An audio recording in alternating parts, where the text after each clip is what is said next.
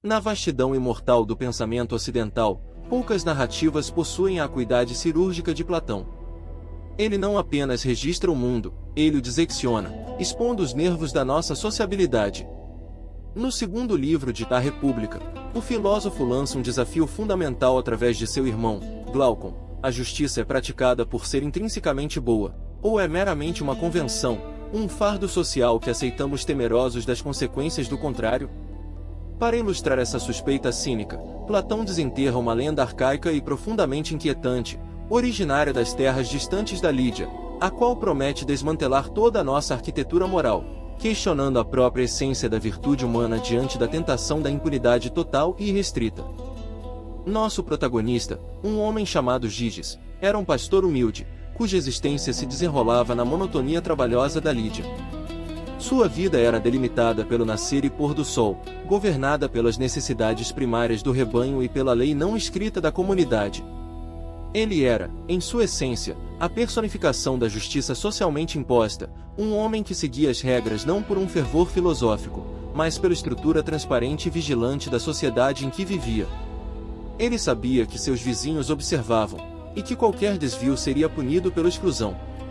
Essa transparência era o escudo de sua moralidade, uma virtude baseada na externalidade, e não em uma convicção interna inabalável. O destino, ou talvez o mero acaso geológico, interveio sob a forma de uma convulsão sísmica, rasgando o solo da planície onde Giges apacentava. O terremoto não foi apenas um evento natural, foi o portal para o abismo, uma ruptura violenta que expôs algo que deveria ter permanecido enterrado. Uma fenda vasta e ameaçadora abriu-se diante do pastor, sugerindo uma descida para o Hades, ou para as profundezas da história esquecida. Movido por uma mistura irresistível de curiosidade e pavor, Giges reuniu sua coragem, adentrando a escuridão úmida da fissura, iniciando sua jornada rumo à descoberta que reverteria toda a ordem conhecida de seu universo moral. O interior da caverna revelou-se não como uma formação natural, mas como uma cripta arquitetada, abrigando um artefato de engenharia antinatural.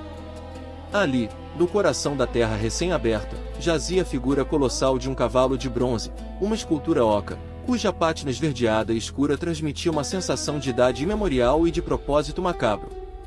A textura do metal oxidado parecia pulsar na luz vacilante da tocha. Este não era um ídolo de veneração, mas uma câmara de segredo, um relicário de uma civilização esquecida, que aguardava o toque profano para revelar seu terrível conteúdo, prometendo desvendar um mistério que a humanidade deveria ter deixado em paz. Ao forçar a entrada nas laterais do cavalo de bronze, Giges deparou-se com uma cena de horror monumental.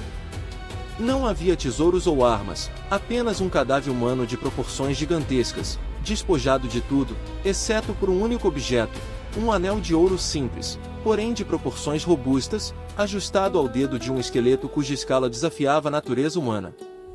O ouro, imune à passagem do tempo e à decadência do corpo colossal, irradiava um brilho frio e antinatural contra a escuridão do túmulo. O pastor, superando seu terror inicial, retirou o artefato, um ato de pilhagem que selaria não apenas seu destino pessoal, mas também o destino da moralidade que até então o definirá.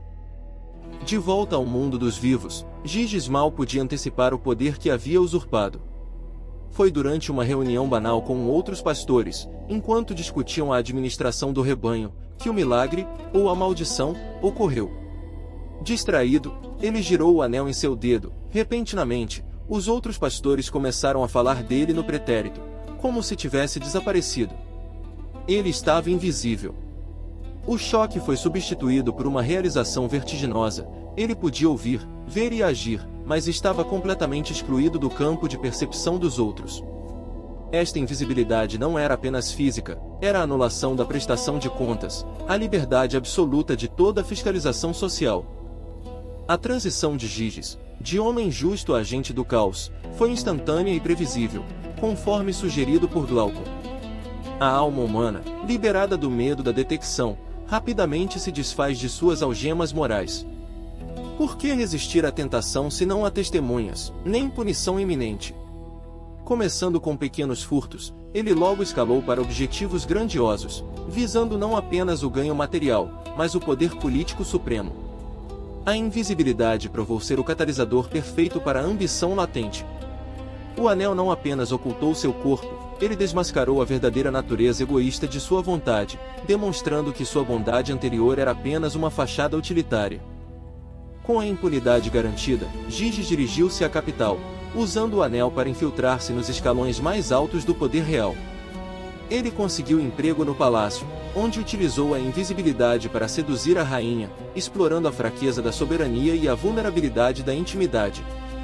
O passo final foi a consumação da traição, o assassinato do rei.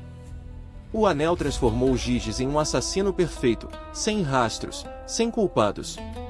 Vemos o terror no rosto da vítima, confrontada por uma lâmina suspensa no ar, empunhada por ninguém. Assim, o humilde pastor de ontem, através de uma sucessão rápida de atos de maldade restrita, ascendeu ao trono da Lídia, não pelo mérito, mas pela negação da visibilidade. Gigis, o tirano coroado, agora governava. Seu corpo estava visível a todos, ostentando as insígnias do poder soberano, mas sua alma permanecia oculta, ainda envolta na sombra do anel. A ironia é profunda. Ele alcançou o poder supremo através da invisibilidade, mas agora precisava ser o indivíduo mais visível do reino. Contudo, essa visibilidade exterior era uma casca. Seu governo estava fundado na mentira e na violência invisível. Platão utiliza Gigis para nos fazer refletir. Se dessemos o anel a um homem justo, ele resistiria à mesma tentação? A lenda sugere que não, que a natureza humana, quando livre de consequências, inexoravelmente se inclina para a satisfação do interesse próprio, sem levar em conta a justiça ou a ética. A lenda do anel de Gigis permanece, mais de 2 milênios depois, como o teste de tornassol da nossa civilização ética. Ela nos força a perguntar: a moralidade é, em última análise, apenas um mecanismo de coerção, dependente do medo da exposição? Se pudéssemos garantir a invisibilidade total, em nossas transações digitais, em nossas decisões políticas, ou em nossos atos mais íntimos, escolheríamos a virtude ou sucumbiríamos ao interesse próprio?